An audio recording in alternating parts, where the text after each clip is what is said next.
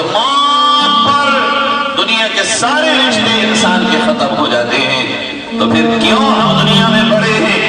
کیوں ساری محنت ہماری اور آپ کی اسی دنیا کے لیے ہے؟ ساری قوتیں، ساری ہماری جدوجہد، ساری ہماری رات و دن کی محنتیں اسی دنیا کے لیے ہے، جس دنیا کی ہر چیز ایک دن ختم ہو جانی ہے۔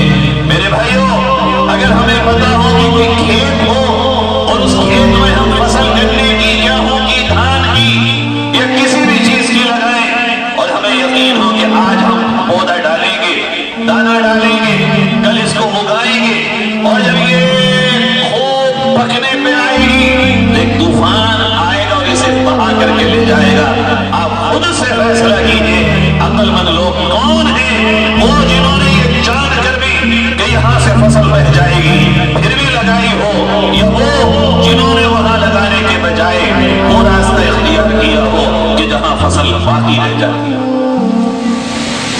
یقیناً وہ لوگ نادان ہیں کہ جنہوں نے یہ جان کر بھی کہ فصل کی تباہی یقینی ہے پھر بھی اپنی محنت بھی ضائع کی، پیسہ بھی لگایا، دانا بھی لگایا، کوششیں بھی کی، اور جب فصل تباہ ہو گئی تو انسان کا پھر افسوس مل رہا ہے، ہائے کیا ہوا؟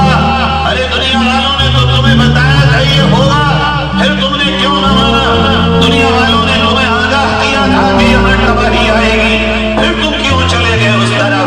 پیارو، بالکل یہی معاملہ اللہ رب العزت بھی ہم سے کہتا ہے قرآن میں، مَا عِندَكُمْ يَنفَدُ، جو کچھ تمہارے پاس ہے دنیا میں یہ سب ختم ہو جانے والا ہے، ایک دن مٹ جانے والا ہے۔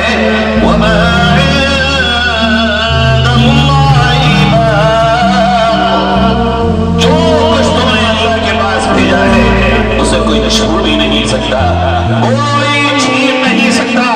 دنیا میں جو کماؤ گے چوری نہ ہو جائے، ڈاکہ نہ پڑ جائے، لوٹ نہ ہو جائے، بے ایمانی نہ ہو جائے، کوئی ہمارے ساتھ فراڈ نہ کر دے، یہ خطرہ ہے۔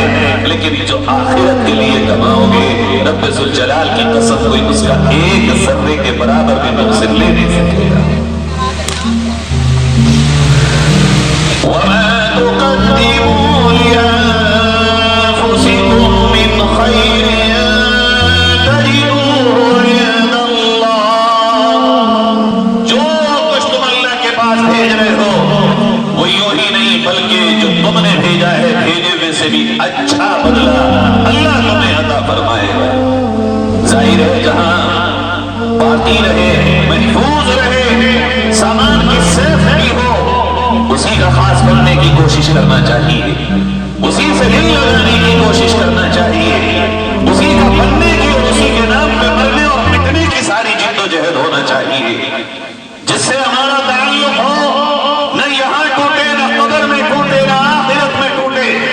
جو یہاں بھی ساتھ دے رہا ہو، قبر میں بھی ہمارے ساتھ دے رہا ہو، آخرت میں بھی ہمارا ساتھ دینے کا وعدہ کر رہا ہو، جو یہاں سے لے کے آخری منزل تک ہمارے تعاون اور نصرت کا وعدہ کر رہا ہو۔